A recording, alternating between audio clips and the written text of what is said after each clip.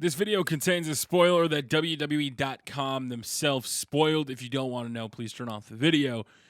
And I'm gonna jump right in, and I'm gonna be the skeptical round on this one, because when I first heard it, I went, "Oh God, no, WWE, what are you doing?" I have hope, though. I think Kalisto winning the title from Alberto Del Rio on Monday Night Raw. My first honest thought was, when they first faced each other on SmackDown last week, when John Cena introduced him, Morrow made that match. Morrow Ronaldo. Please watch SmackDown if you haven't, guys. Please listen to the new announce team. Jerry Lawler's heel. Morrow Ronaldo is going big.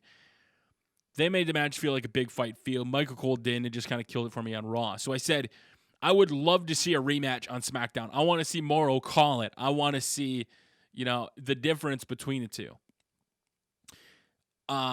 I think with them having a match, I think they're going to push Kalisto versus Del Rio. I think they could do something like a best of 5. There was some interference from the League of Nations, so it's not a clean victory.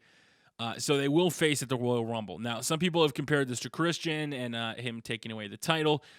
Some people have just said, oh, this is just WWE. He's making Kalisto a 2-time champion, to get it out of the way, because WWE seems to do that. Instead of making one big title change feel important, they give it once, take it away from him, and then when they wins it back, he's a 2-time champion.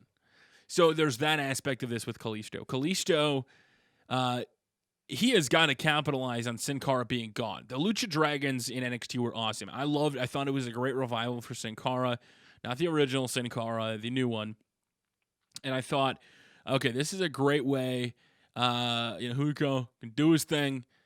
You let Sin Cara, heal up. Kalisto had that crazy spot in that ladder match that put him over.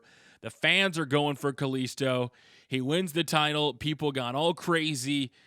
And then the very next night on the taping, he loses the title and people lost their shit. Now, I did retweet something on my Twitter from the taping, and somebody's like, oh, you spoiled it. And then the same night, WWE.com spoiled it. So I didn't feel too bad about it. And I want to hold my judgment. Like I said, there is interference. I know that when the spoilers came out last week when Dean Ambrose faced Kevin Owens, and everybody saw, it ended in a double countout. Well, this is going to suck. This is going to be a crappy match. And then everybody watched Kevin Owens versus Dean Ambrose, and they beat the absolute crap out of each other, and a double countout made sense. I mean, the spots they did were insane, and it worked out. So maybe we see this work out. Like I said, I think that them going down the road all the time of being a 2-time champion may be a little dumb, and I'm a little upset with it. But at the same time, I think Kalisto and Alberto Del Rio can put on a good show. I think it's a good pairing for the two, especially with them trying and them desperately needing a top superstar that can represent the demographic. I think it is a very, very big thing to represent. I mean, especially when that match happened, it was down in Laredo. There was a good size Hispanic population, and it worked very well. And these guys, I think both of them, can do that. And I think Kalisto would be the guy, man. I think Kalisto was awesome. Like, seeing everybody tweet about him, especially Evolve and Book It Gabe from Gabe Sapolsky, former talent. And I'm very happy for Kalisto. Like I said, I think this is Kalisto's way of winning it back, becoming a 2-time champion, kind of getting his name out there. For all we know, maybe Sin Cara is ready to go. They want to have a tag team again. But I think Kalisto is kind of capturing his singles opportunity. And I think that's what Kalisto has to do. And this is what other superstars need to do. You need to step up. And like I said, John Cena's injury definitely helped things.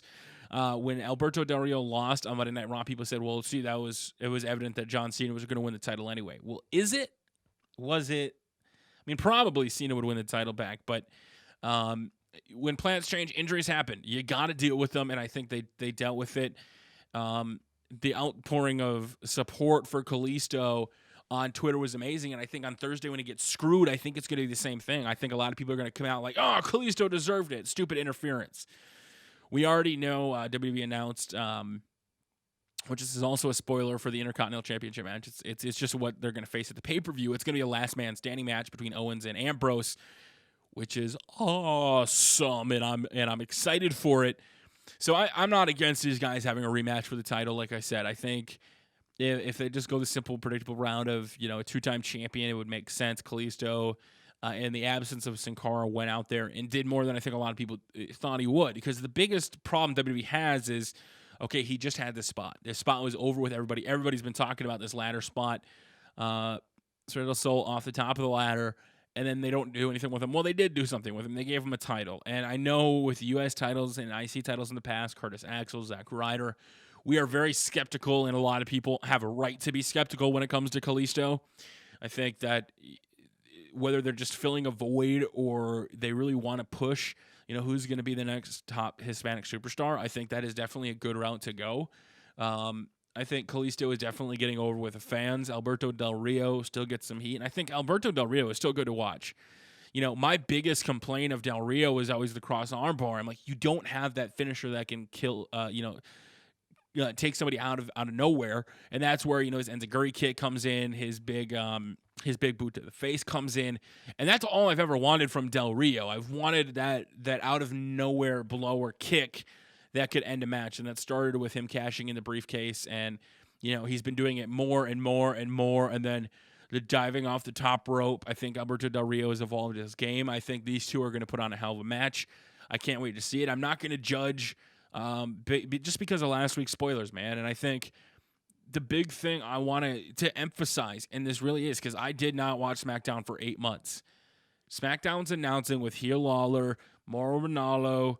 I think there's going to bring an interesting dynamic, and I can't wait to see Mauro talk about him getting screwed, and Lawler goes, well, that's the cost it takes, or whatever. I'm excited, man. I think this is hopefully a good thing. Hopefully this is not typical WWE booking where Kalisto is just going to be forgotten about, and it was just a way to quick give Del Rio a match. They're going to face off the pay-per-view. I think they're going to put on a good show, man. I think these two definitely have a possibility to do something very intriguing like that. Out of nowhere, he hits it, and then Cerrito Sol, he hit it. He got him. It's over.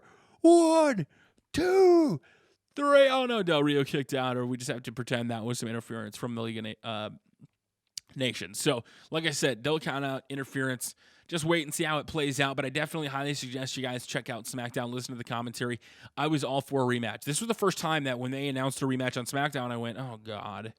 And then I legitimately thought to myself, well, we get to hear Mauro call it. I know some people don't like his style. I love his style. He tells a story. He knows what he's doing. I think he wins dirty. We know he wins dirty, and they're going to face out with the pay-per-view, and I think they're going to have a good match. I wonder what you guys think in the comment section below. Let me know what you guys think if you did read that spoiler. What are your thoughts on it? Is it a good thing? Is it a bad thing? Do you just want to see how it plays out and just be entertained and not worry about it? That's kind of my mindset. And until next time, it's your boy Tubby Emo, and we will see you all later.